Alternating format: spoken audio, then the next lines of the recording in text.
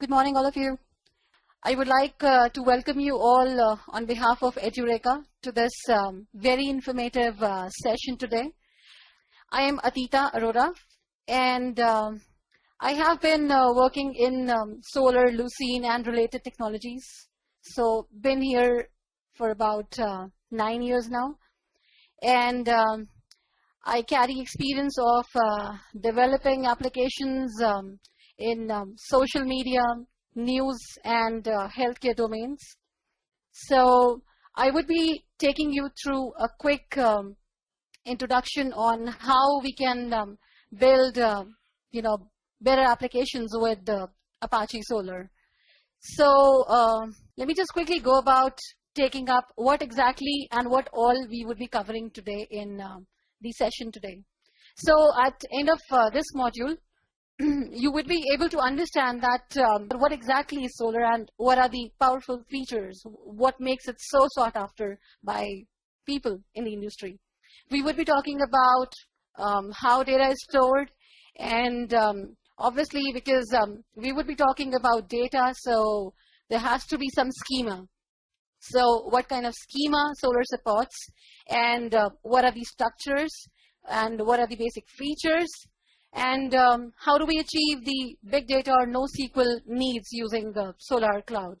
So I guess that is a big question as of now.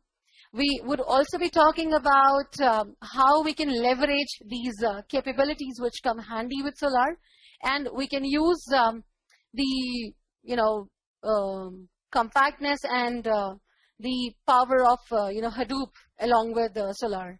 So I guess we all understand that what Hadoop is needed for and what Solr is needed for. And then we would be briefly talking about the job opportunities of the Solr developers. So I would also be taking up a small demo as well. So let me see how quickly we can, sum up things. So what exactly is Solr? Solr is nothing but an open source enterprise search server.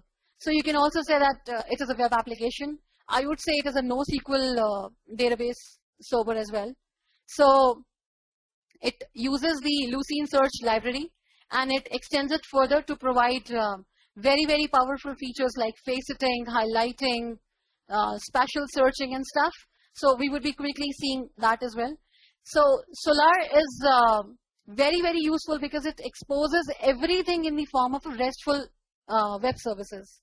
So if you see here, the query is the web service, the RESTful API which it has exposed. So which makes it very, very easy for us to look through the data which we have indexed, right? So Solr gives you that power, okay? And it exposes many other RESTful services as well. So we're going to quickly, see through what all things come handy with Solr here. So if you see here, this is another, I'm actually running another, another, say, web service, which is also exposed by Solr. This is the UI which comes handy with Solr. So this is the web service which is exposed, browse, which, renders this nice UI for you guys. So you have this UI, which is basically the admin console. This is the admin console. So you have a hell lot of features here. You have the dashboard, which tells you that what is the configuration of your system on which you are running this particular instance. You have the logging feature available. Then you have the core admin. So this level of logging is something you can control. You have the GMX monitoring, which is also supported through Solr. Then you have the core admin, which is going to control that how many cores. Cores, I think I've just discussed that it bifurcates the data storage. So that is the essential, feature which comes handy with Solr, that you can distribute your data set in the form of the collections. So you can have various cores on your Solr instance. Okay, then you can also tweak into what kind of Java properties this particular instance has. You can also select the core you would like to work on from here, the core selector. Okay, and if you have just seen, I was actually looking into one of the cores here. So you have, again, okay, what is happening with my system? Okay, so you have the cores here.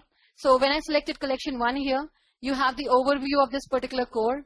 You can analyze the schema of that particular core. You can import data from some other database through this feature. You can push in the documents through this UI. So all of these are the RESTful services which are exposed by Solr. Okay.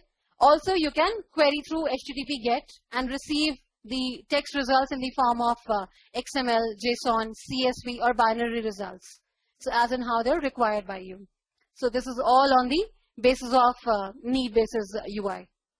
Okay. So putting the documents inside a particular core is nothing but indexing. Okay. I guess we are all clear about this thing. Do we have any confusions regarding this? Okay. Arpan says this core is equal to collection. Well, Arpan, that is again totally on the use case which you have. So if you want to have say a separate collection for each of the category of product you have, yes, you can say that my collection 1 core is going to have the products from the mobile category. Say my collection 2 is going to have the products from my laptop category. Something similar to that. Okay. Rakesh says, does Solr also provides crawler kind of thing? Rakesh, I think essentially you're talking about how do we basically extract data from various formats. Is that what you're asking? Am I right? Is that right, Rakesh? So, okay, if that is your question, then yes, we have the we have the content extraction handler, which comes handy with Solr only. So I'm going to quickly take example of that as well. Meanwhile, I see that we've already reached 9 o'clock, which was actually a designated time of this webinar. But I'm going to extend a little bit if you guys are going to bear with me. Is it fine if we extend for say 15 minutes? I'm going to quickly wrap up the webinar. Yeah? Okay. Okay. So Nitin says that do we create a core according to the department? Nitin, again, that is totally on the basis of your needs. So if you want to say index the employees data which belong to the different departments, yes, you can build the cores on the different departments as well. Okay. All right. So I'm going to quickly cover the key features. So again, Solr comes with all the features which come handy with Lucene. Along with that, it provides you with the advanced full text search capabilities as well. So we have just seen a quick example of that. We pushed in a document and immediately we could query that document as well. So this gives you a very nice, real-time, near real-time searches. So along with that, it comes handy with optimized for very, very high volume of web traffic. So considering that it has been so sought after, so you can understand that how optimized this is for handling the high volume of web traffic. Along with that, it provides you the standards for open interfaces like XML, JSON, and HTTP. Along with that, it comes handy with the HTML administration interface. So I've just shared with you the admin console as well. The server stats can be monitored through GMX.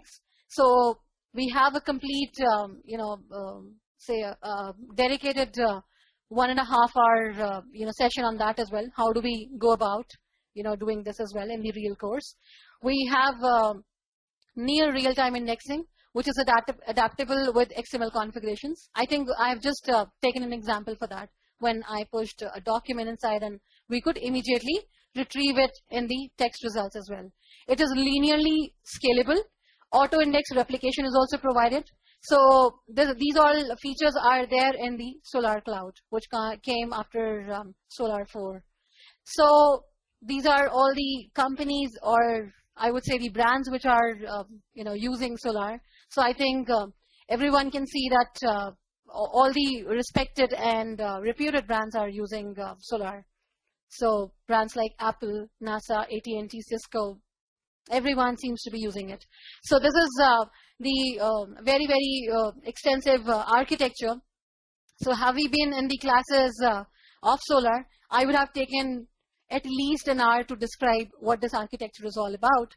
So because I'm anyway running short of time, so I'm just going to quickly tell you that these are the REST APIs which I was talking about. These are essentially called the request handlers in the Solr terminology. So we have admin, select, spell. We can have the custom request handlers as well. So for that, we would have to write our own servlets. Then we have the request writers, which is basically telling you that what is the format of the request which comes to the Solr server. Then we have the update handlers here, which again distinguish between the various content types which it can handle. Along with that, it has search components, which are essentially the advanced features which come along with Solr, like the query search component, the highlighting, spelling, faceting. More like this is the auto suggestion or auto correction feature. Then we have the clustering, debugging, stats. These are all the search components which come handy with the Solr. Distributed search is again when we're talking about the SolrCloud. This takes care of the distributed search. So this talks about how the data has been replicated on various shards, and how the leader and the rest of the nodes are managed. So we have this feature ready-madely available in the Solr 4. So that essentially has its own instance of a zookeeper, which makes sure that what all shards are there, and which node has which shard, and then which is the leader node of which shard, and stuff like that. So again, because we're supposed to be taking a little brief about how things go about, I'm going to quickly give you a nice tweak into the architecture. Then we have the schema and the configuration. So again, this is something I would like to show you. So we saw the data directory, which consists of indexes here. However, if you look into another directory here, configuration directory, these are the two most important configuration files which are there: the schema XML and the Solr config XML. The schema XML is going to describe that what all fields can go inside while indexing the data, and the Solr config is basically going to manage how things are, what all search handlers are there. And if you look here, oops. If you look here, the query response writer, and you can also define the clustering, which algorithm on the basis of which algorithm the clustering is done, basically. Okay, so all of these configurations are maintained by these two configuration files, the Solr config XML and the schema XML. So I think they're pretty clear by the name itself they have. Then we have the update processors. So signature, logging, and indexing are the processors which come handy with it.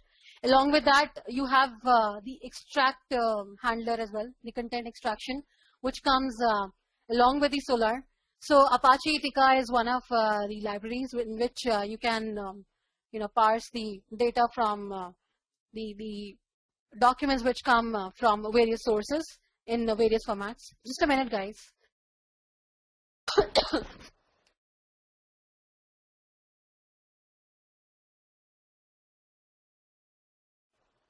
Okay, I'm having a nice, very bad sore throat. Okay, so then we have the data import handler here. So this data import handler can handle the content from various sources like your SQL database, your RSS feeds. Then you have the index replication. Again, this part is handled by the SolrCloud. Okay, and then you have the advanced features like faceting, filtering, search, caching, highlighting, analysis, and query parsing, which are also the part of the architecture. And over here, if you see, we have been talking about that Solr extends the architecture of Lucene, the features which come handy with Lucene. So over here, you can see that the essential, the basic features are provided by Apache Lucene only. However, Solr has extended the architecture of Lucene. Okay. This is the search process. So I think we have discussed about this as well. So the Qt is going to provide you with what is the query type, okay? Then it is going to redirect you to the stipulated request handler. So if you look in the configuration file here, okay, let me just say request handler only. So if you look here, these are the request handlers. So these are going to decide that if you're going to push your query or push your request on select, it is going to redirect your request to that particular servlet. Okay. So this comes handy with all the configurations. So you can choose your custom servlets as well if you have any complicated or complex features you want to incorporate. The def type is going to basically tell you that what query parser are we going to use along with it. The query filter is going to define that what all fields you would like to see in your search results. Okay, so response writer, again, we can also specify the number of rows we would like to see on a particular, say search results. We can specify that from which, index we would like to start rendering the results. FQ is nothing but the filter query, which is performed on the results which are returned by the main query. Then WT is the response writer, which describes like what is the type in which you would like to see the results. Okay, so over here, if you see, I can choose the type of my results as well. Likewise, I'm actually wanting to see the results in XML format. I can do that as well. So over here, if you see, these are the type of result sets which are supported by Solr. So likewise, if you're working on Python, Ruby, or PHP applications, you can directly say that I can directly use the results in the format the results are rendered on the UI. Okay. I think we have pretty much covered the velocity UI as well. So just in case you guys are still wanting to have more insight into it. So I'm going to quickly say that this is similar to the search box which we have here, but this is going to be the more interactive, this thing, the UI. So if I say that I'm looking for, say, Samsung, it is going to provide me the auto correction of the field which is already there in the indexes, and it is going to render all the results of the documents which are already there. Then it is going to provide me with the nice facets as well here. So if you look here, this is the category of all the facets which come handy. These are the query facets. We can also filter the query on the basis of the ranges. So these are the complex features which come along with Solr. So you can incorporate all of these features in your application as well. Okay. Then we have these spatial searches as well. So this applies to all the documents which have the point defined under them. So if you look here, all the documents which have any point defined here, they anyway have this location shown in the insert here. So this is another beautiful feature it provides. So it comes with all the nice features you could think of, the searching, faceting, highlighting, and autocomplete, along with the geospatial searching. So I think you can take the binary of Solr and you can play around with this UI. I think by now, I'm sure every one of us are clear about what faceting is. It is nothing but grouping the search results in the various categories. So these categories could be defined as well. And these are all custom defined on the basis of the documents which are pushed in. Okay. So searcher are basically represented with the index terms. And along with that, the numerical count of like how many documents are there in the particular facet is there. So this is all which comes handy with the UI of the Solr. So this makes it very, very easy for a user to explore the search results, and it also helps you narrowing down the exact search results which you are looking for. Okay. So over here, I think you can see that if I'm looking under the books category, I can have facets on the language, price, say binding as well, or the delivery time as well. So this is how my faceting works like. I think every one of us are aware of how this works. Yeah. So faceting, I mean, I'm stressing more on faceting because we have this very nice feature out here. So this is basically done in order to narrow down the results so that the customer could reach to the exact document they're looking for.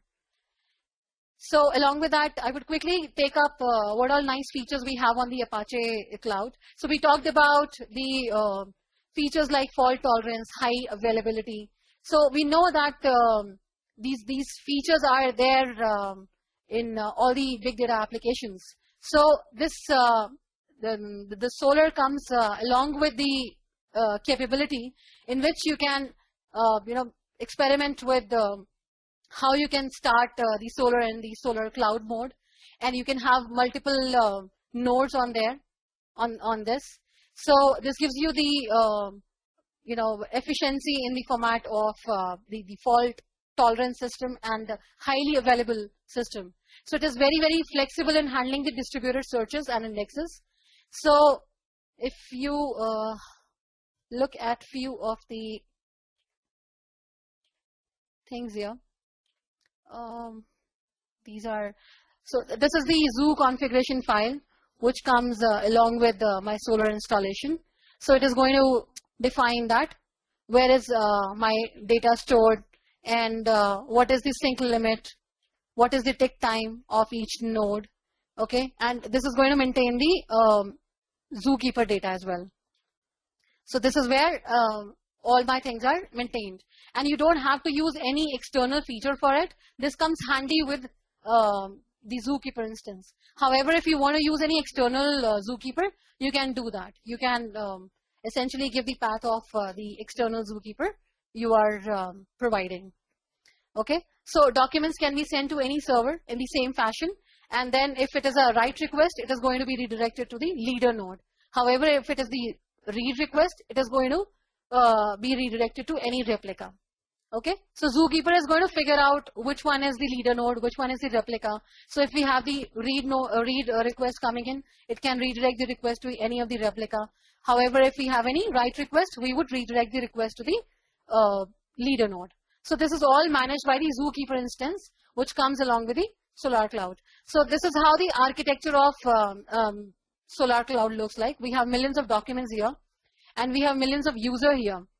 This is the zookeeper instance, which comes handy with the Solr installation. So this is centrally going to manage everything.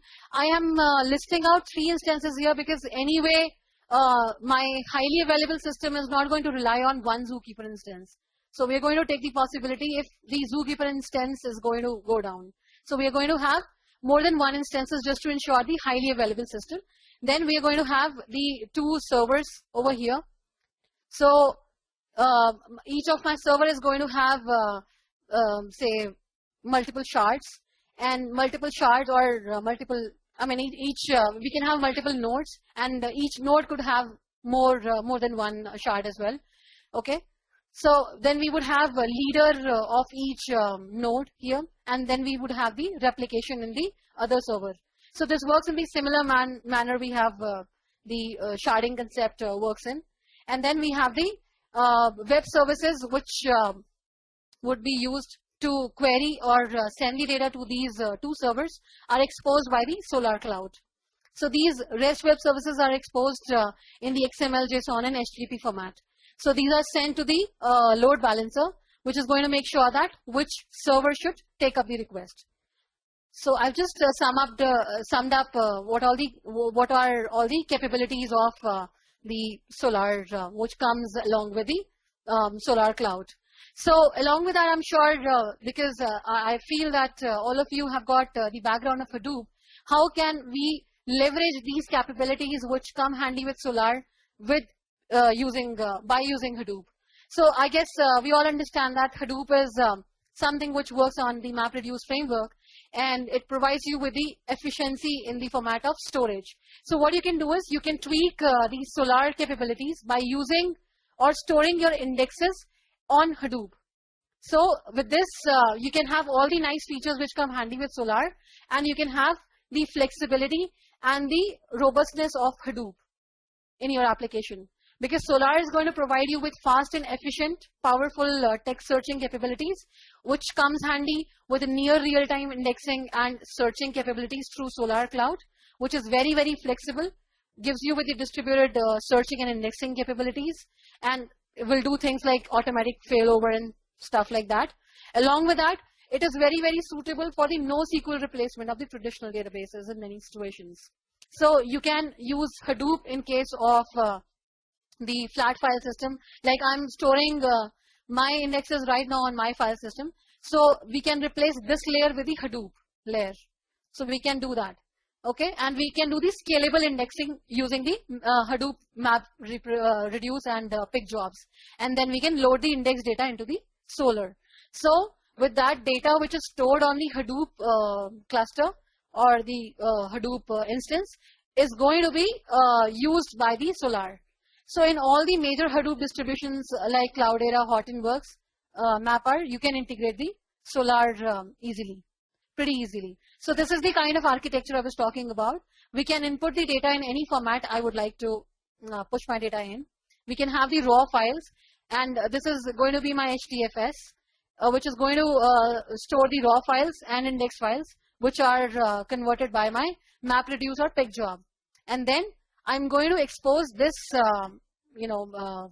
distributed file system through my Solr instances, which sit on the top of Lucene, and my web applications are going to interact with it in the format of query and response. Okay. So this is talking about the job trends, which you could essentially retrieve by learning this skill. So I'm not going to literally go into the details of how this graph is all about. I think we can pretty much see that from Jan 8 to Jan 15 we have seen such a big, such a major shoot in the number of jobs or the number of work which comes for the people who already have learned this skill.